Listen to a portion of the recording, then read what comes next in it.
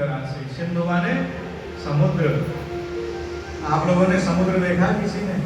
कितने लोग गए समुद्र के पास? हाथ खड़ा करिए। बहुत लोग गए, घूमने फिरने गए होंगे, कभी बम्बई अम्बई में देखा होगा, या जगन्नाथपुरी कोई गए होंगे उड़ीसा तीर्थ यात्रा में, तो उन्होंने देखा होगा। तो संसार का समुद्र कैसा है? उसको जल राशि कहते हैं।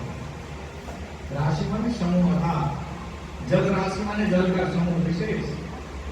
लेकिन जो संसार का समुद्र है कैसा है? समुद्र में गोता भी लगा है किसी ने? स्नान किया? अगर गलती से मुंह में पानी चला जाए तो अच्छा लगता है कि तुरंत छूट देते हैं?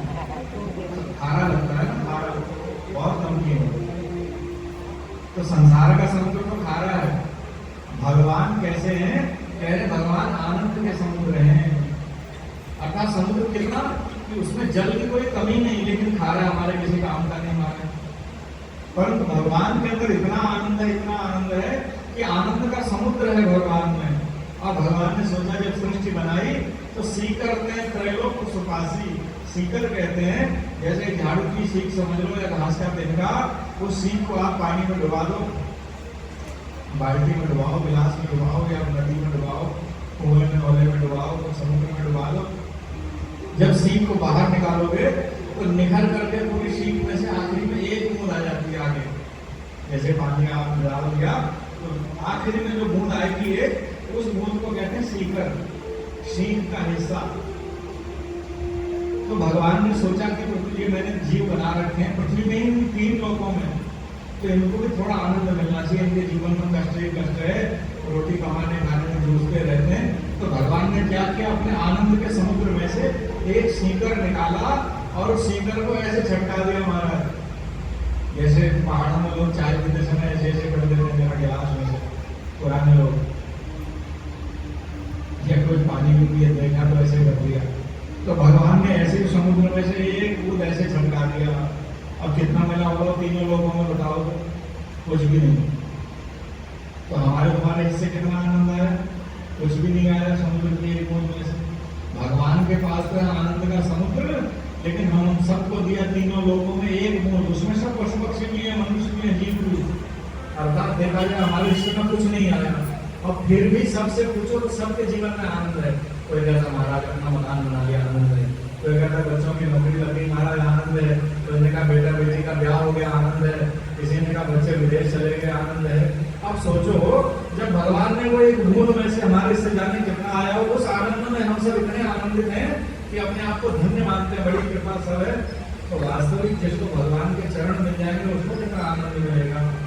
वहां हमारी मति नहीं जाती, वहां उसी की मति जाएगी जिसका संसार के आनंद से मन हट जाएगा। जैसे आप हम सब जिंदगी भर क्या इकट्ठा करते रह जाते हैं। बोले पहले किराए के मकान में है तो फोल्डिंग वाली खाट हमारा है, फोल्डिंग वाली की अब तो पढ़ाई वाली आ गई, पहले निवाड़ वाली। फिर कभी उसके निवाड़ का शो टूट जाए या हो जाए, फिर बोले फोल्डिंग प्लाई वाली हो जाए, फिर एक तखत पर खाट हो जाए, फिर धीरे धीरे बोले दीवान हो जाए, उसमें सामान भी आ जाएगा जरा। फिर दीवान भी हो गया तो बोले सोफा भी हो जाए, कुर्सी हो जाए प्लास्टिक की, फिर सोफा बढ़िया। नहीं सामर्थ्य है तो गजरौला में बांस वाली मिलती है, वो निकालो वाली जिसकी होती वो, जैसी सामर्थ्य मोड़ा आदि। फिर उसके बाद बोले किराए का सामान इतना हो गया, अपना मकान होता तो अच्छा होता, किराए का छोड़ दिया, बोले चलो मकान ले लेते हैं भैया, लोन लेकर के।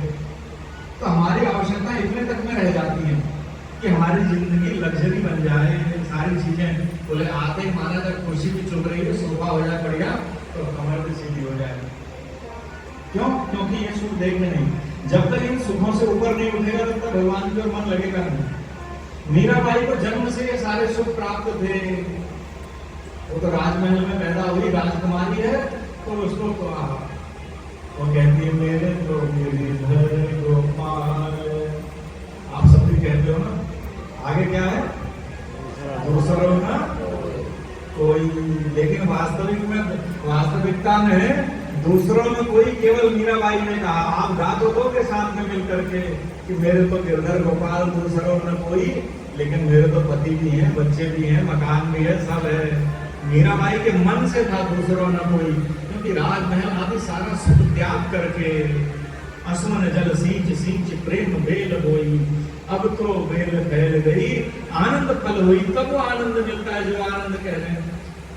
जो आनंद सुन सुख राशि, वो आनंद मीराबाई को कहाँ मिल रहा है? तो राजमहल छोड़ करके राजस्थान मेवाड़ की गर्मी, बहुत गर्म इलाका है राजस्थान, वहां गलियों में वो, आपने सुना, वो तो गली गली हरि गुण गाने लगी, महलों में पली।